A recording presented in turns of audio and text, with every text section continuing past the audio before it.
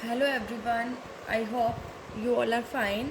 आज हम 11th accountancy के अंदर अपना नेक्स्ट टॉपिक करेंगे जो कि है टाइप्स, ब्रांचेज, सब फील्ड ऑफ अकाउंटिंग। आज हम पढ़ेंगे कि अकाउंटिंग के कितनी ब्रांचेज होती है, कितनी फील्ड होती है अकाउंटिंग की। तो वो आज हम स्टडी करेंगे कि टाइप्स, ब्रांचेज, सब फील्ड्स ऑफ अकाउंटिंग। सो देखिए, अकाउंटिंग कितने टाइप्स की होती है, अकाउंटिंग की कितनी ब्रांचेज होती है? 5 branches. There are 5 branches of accounting. First one is financial accounting, second one is cost accounting, third one is management accounting, fourth one is tax accounting and fifth one is social responsibility accounting. So आज हम study करेंगे इनको detail में कि ये जो financial accounting, cost accounting, management accounting, tax accounting and social responsibility accounting क्या होती है, इसको हम डिटेल में स्टडी करेंगे। So first is financial accounting. देखिए, फाइनेंशियल अकाउंटिंग क्या होती है?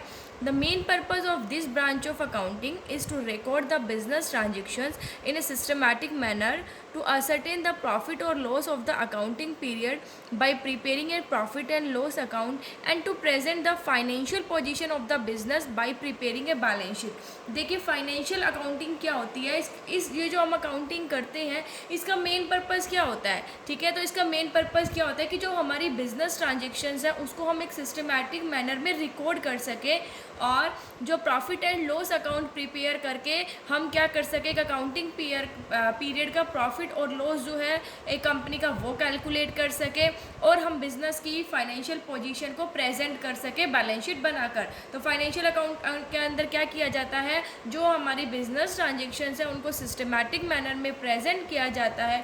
प्रॉफिट एंड लॉस अकाउंट बनाकर जो बिज़नेस का नेट प्रॉफिट और नेट लॉस एस्टिमेट किया जाता है और बैलेंस शीट बनाकर बिज़नेस की फाइनेंशियल पोजीशन को प्रेजेंट किया जाता है। तो ये होता है फाइनेंशियल अकाउंटिंग का काम। ठीक है, तो फाइनेंशियल अकाउंटिंग क्या करती है? ट्रांजेक्शन्स को सिस्टमैटिक मैनर में प्रेजेंट करती है, हमें बिज़नेस को प्रॉफिट और लॉस बताती है और बिज़नेस को उसकी फाइनेंशियल पोजीशन भी बताती है। ये है हमारी फाइनेंशियल अकाउंटिंग। ठीक है, देखिए, फाइनेंशियल अकाउंटिंग के अंदर जो डाटा निकल कर आता है वो किसके लिए हेल्पफुल होता है? मैनेजमेंट के लिए। ठीक है, मैनेजमेंट जो है डिसीजन मेकिंग में ये डाटा जो है हेल्प करता है, जो फाइनेंशियल अकाउंटिंग से जो इन्फॉर्मेशन निकल कर आती है। सो फाइनेंशियल अकाउंटिंग हमारी बिजनेस ट्रांजेक्शन को सिस्टमैटिक मैनर में रिकॉर्ड करती है, प्रॉफिट एंड लॉस अकाउंट बनाकर नेट प्रॉफिट और नेट लॉस को एसरटेन करती है और बैलेंस शीट बनाकर एक बिजनेस की फाइनेंशियल पोजीशन को बताती है। तो ये काम होता है फाइनेंशियल अकाउंटिंग का। Next accounting is that is cost accounting. Cost, देखो नाम से ही पता चला, जो कॉस्ट के बारे में बताएं। देखो, the main purpose of cost accounting is to ascertain the total cost and per unit cost of goods produced and services rendered by a business. Cost accounting का पर्पस क्या होता है? हम क्यों कॉस्ट अकाउंटिंग बनाते हैं? ताकि जो हम गुड्स प्रोड्यूस कर रहे हैं उनकी टोटल कॉस्ट को एस्टिमेट किया जा सके कि उनकी टोटल कॉस्ट कितनी आएगी और पर यूनिट पर कितनी कॉस्ट आएगी। कि टोटल अगर हम 100 यूनिट्स का प्रोडक्शन कर रहे हैं तो 100 यूनिट्स पर टोटल कॉस्ट कितनी आएगी और पर यूनिट, एक सिंगल यूनिट की कॉस्ट जो है वो क्या आएगी। तो कॉस्ट अकाउंटिंग जो है वो हमें टोटल कॉस्ट और जो गुड्स प्रोड्यूस कर रहा है एक बिजनेस उसकी पर यूनिट कॉस्ट को एस्टिमेट करने में हेल्प करता है। कॉस्ट अकाउंटिंग से हम क्या कर लेते हैं, हम एडवांस में ही कॉस्ट को कैलकुलेट कर लेते हैं जिससे कि कॉस्ट पर कंट्रोल करना ईजी हो जाता है।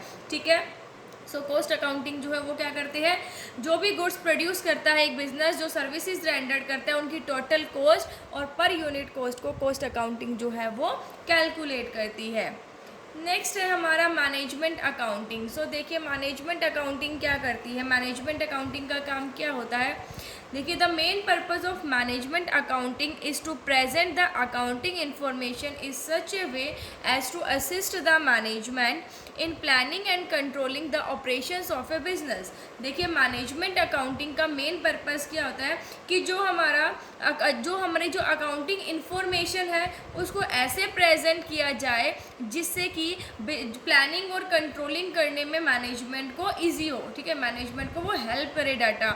मतलब मैनेजमेंट अकाउंटिंग क्या करता है कि ठीक है, हमने समराइज कर लिया, ठीक है, हमें प्रॉफिट लॉस पता चल गया, फाइनेंशियल पोजीशन, तो इस अकाउंटिंग इन्फॉर्मेशन को ऐसे प्रेजेंट करता है जिससे कि वो मैनेजमेंट के लिए हेल्पफुल हो उसकी प्लानिंग और कंट्रोलिंग में। क्योंकि मैनेजमेंट जो है वो अकाउंटिंग इन्फॉर्मेशन के लिए काफ़ी टेक्निक्स का यूज़ करता है, like budgetary control, ratio analysis. ठीक है, सो मैनेजमेंट अकाउंटिंग क्या करते हैं, इस अकाउंटिंग जो इन्फॉर्मेशन है उसको ऐसे प्रेजेंट करते हैं कि ताकि वो बिज़नेस की जो भी हम प्लानिंग कर रहे हैं, एक्टिविटीज़ की जो कंट्रोलिंग कर रहे हैं उसमें हेल्पफुल हो। तो ये मैनेजमेंट अकाउंटिंग का काम होता है।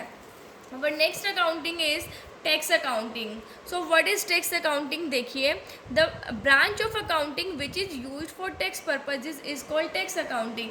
देखिए, अकाउंटिंग की वो ब्रांच जो टैक्स को कैलकुलेट करने के लिए यूज़ की जाती है, मतलब जो हम टैक्स पर्पज से जो करते हैं अकाउंटिंग, उसे हम टैक्स अकाउंटिंग कहते हैं। जैसे इसके अंदर हम टैक्स कैलकुलेट करते हैं, ठीक है, जैसे इनकम टैक्स हो गया हमारा, कितना आएगा, ठीक है, वो हम टैक्स अकाउंटिंग के थ्रू ही कैलकुलेट करते हैं। सो टैक्स अकाउंटिंग किसके लिए की जाती है? टैक्स पर्पजेज के लिए यूज़ की जाती है, वो होती है tax accounting. Our next accounting is social responsibility accounting. देखिए, सोशल रिस्पॉन्सिबिलिटी अकाउंटिंग क्या होती है? देखिए, जो सोसाइटी है, ठीक है, वो एक बिजनेस को इंफ्रास्ट्रक्चर और अदर फैसिलिटीज़ जो है वो प्रोवाइड करती है। सो बिजनेस की भी कुछ रिस्पॉन्सिबिलिटी होती है अपने सोसाइटी के प्रति, ठीक है। सो सोसाइटी के प्रति कुछ रिस्पॉन्सिबिलिटी होती है, तो वही सोशल रिस्पॉन्सिबिलिटी अकाउंटिंग है। देखो क्या, social responsibility accounting is the process of identifying, measuring and communicating the contribution of a business to the society. Social responsibility accounting के अंदर क्या होता है कि एक बिजनेस जो कॉन्ट्रीब्यूट कर रहा है, ठीक है, उसको आइडेंटिफाई करना, मेजर करना और कम्युनिकेट करना सोसाइटी को। अब क्या कॉन्ट्रीब्यूशन करे बिजनेस? देखो, बिजनेस का क्या फ़र्ज बनता है? बिजनेस का ये फ़र्ज बनता है कि वो अपने ही लोगों को क्या दे? एम्प्लॉयमेंट, मतलब सोसाइटी के प्रति रोजगार दे, ठीक है, एम्प्लॉयमेंट प्रोवाइड करे और कस्टमर्स को सेटिस्फाई करे, उनको अच्छी क्वालिटी के गुड्स प्रोवाइड करे, उनमें मिलावट ना करे, उनको एक्सप्लॉइट ना करे, ठीक है। तो सोशल रिस्पॉन्सिबिलिटी अकाउंटिंग क्या होता है? वो प्रोसेस जिसके अंदर जो बिजनेस का कॉन्ट्रीब्यूशन है, ठीक है, लाइक जो वो एम्प्लॉयमेंट अपॉर्चुनिटी प्रोवाइड कर रहा है, अपने एनवायरनमेंट को कैसे सेफ रख रहा है, कस्टमर को कैसे सेटिस्फाई कर रहा है, इस चीज़ को सोसाइटी के साथ कम्युनिकेट कौन करता है? Social responsibility accounting. इसी के अंदर ही हम ये सारी चीज़ें जो है वो मेंशन करते हैं। सो नेक्स्ट है अकाउंटिंग। ये तो था ब्रांचेज ऑफ अकाउंटिंग की अकाउंटिंग की कौन कौन सी ब्रांचेज है, ये हमने 5 जो ब्रांचेज है वो स्टडी कर ली। अब ये कहते हैं कि अकाउंटिंग जो है वो बिजनेस की लैंग्वेज मानी जाती है। कैसे? देखो, accounting is often regarded as the language of business. Accounting को बिजनेस की लैंग्वेज माना जाता है, since the main of a language is to serve as a means of communication. क्योंकि लैंग्वेज का मेन ऑब्जेक्टिव क्या होता है? देखिए, ये क्या है? Serve as a means of communication, ताकि कम्युनिकेट करे। अब देखो, लैंग्वेज के थ्रू हम क्या करते हैं? एक दूसरे के साथ कम्युनिकेट करते हैं, ठीक है। सो अकाउंटिंग भी बिजनेस की लैंग्वेज है। जैसे हम अपनी आपस में बातें करते हैं, एक दूसरे के साथ अपनी अपनी लैंग्वेज में आप समझाते हैं, तो ऐसे ही अकाउंटिंग को बिजनेस की लैंग्वेज माना जाता है। क्योंकि जो अकाउंटिंग है वो क्या करती है? देखो, जो भी बिजनेस एक्टिविटीज़ के रिजल्ट्स है उनको मैनेजमेंट के साथ, ऑनर्स के साथ, इन्वेस्टर्स के साथ, क्रेडिटर्स के साथ, लेंडर्स के साथ और गवर्नमेंट के साथ क्या करती है? कम्युनिकेट करती है। तो इसलिए अकाउंटिंग को बिजनेस की लैंग्वेज माना जाता है। बिजनेस के अंदर जो भी हम कम्युनिकेट करते हैं वो अकाउंटिंग के थ्रू ही करते हैं। सो इसीलिए अकाउंटिंग को बिजनेस की लैंग्वेज माना जाता है कि जो अकाउंटिंग होती है वो बिजनेस की लैंग्वेज है, ठीक है। क्योंकि लैंग्वेज का मेन ऑब्जेक्ट क्या होता है? कम्युनिकेशन का माध्यम बनना, ठीक है। तो ऐसे ही अकाउंटिंग क्या करती है? अकाउंटिंग भी कम्युनिकेशन का माध्यम है बिजनेस के अंदर, क्योंकि ये क्या करती है? बिजनेस एक्टिविटीज़ को, मैनेजमेंट को क्या करती है? मैनेजमेंट के साथ कम्युनिकेट करती है, ऑनर्स के साथ भी करती है, जो इन्वेस्टर्स होते हैं, इन्वेस्ट करते हैं, उनके साथ भी करती है, क्रेडिटर्स के साथ, लेंडर्स, गवर्नमेंट के साथ, ठीक है, सभी के साथ क्या करती है? कम्युनिकेट करती है बिजनेस एक्टिविटीज़ के रिजल्ट्स को। इसलिए अकाउंटिंग को बिजनेस की लैंग्वेज जो है वो माना गया है। नेक्स्ट है accounting as a source of information.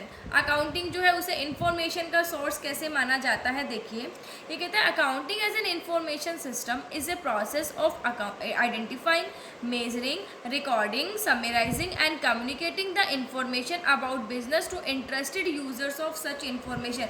Accounting जो है वो इंफॉर्मेशन का सोर्स है। अकाउंटिंग से हमें इंफॉर्मेशन मिलती है। कैसे मिलती है? क्योंकि अकाउंटिंग क्या करता है?